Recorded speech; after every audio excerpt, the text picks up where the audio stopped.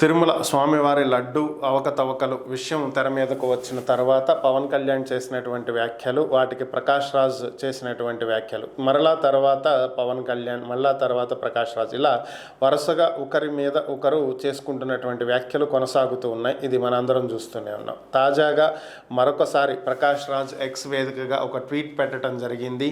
గెలవక ముందు ఒక అవతారం, గెలిచిన తరువాత మరొక అవతారం, ఏంటి అవాంతరం అని చెప్పి ఆయన ఒక పోస్ట్ పెట్టడం జరిగింది. ఏంటి అయోమయం అని చెప్పి కూడా ఆయన పెట్టారు.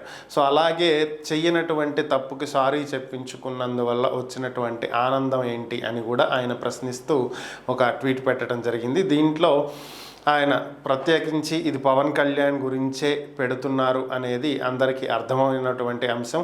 ఇటీవల పవన్ కళ్యాణ్ సనాతన ధర్మ బోర్డు ఏర్పాటు చేయాలని చెప్పి చేసినటువంటి వ్యాఖ్యల నేపథ్యంలో ప్రకాష్ రాజ్ స్పందించడం, ఏదైనా తప్పు జరిగి ఉంటే విచారణ జరపాలి కానీ జాతీయంగా దేశవ్యాప్తంగా ఉద్రిక్తతలు రెచ్చగొట్టే విధంగా పవన్ కళ్యాణ్ వ్యాఖ్యానించడం ఏంటని చెప్పి ఆయన ప్రశ్నించడం జరిగింది. దీనికి బదులుగా అసలు ప్రకాష్ రాజ్కి ఏంటి సంబంధం అని చెప్పి పవన్ కళ్యాణ్ ప్రశ్నించడం జరిగింది. దీనికి ప్రతిగా మరలా ప్రకాష్ రాజ్ మాట్లాడుతూ తాను షూటింగ్లో ఉన్నానని, ఫారెన్లో ఉన్నానని, తిరిగి వచ్చిన తర్వాత దీని గురించి మాట్లాడుకుందామని కూడా ఆయన ఒక వీడియో పోస్ట్ అయితే పెట్టారు. తర్వాత ఈ తెలుగులో ఈ టెక్స్ట్ టైప్ చేసి ఎక్స్ వేదికగా ఒక ట్వీట్ చేయటం జరిగింది.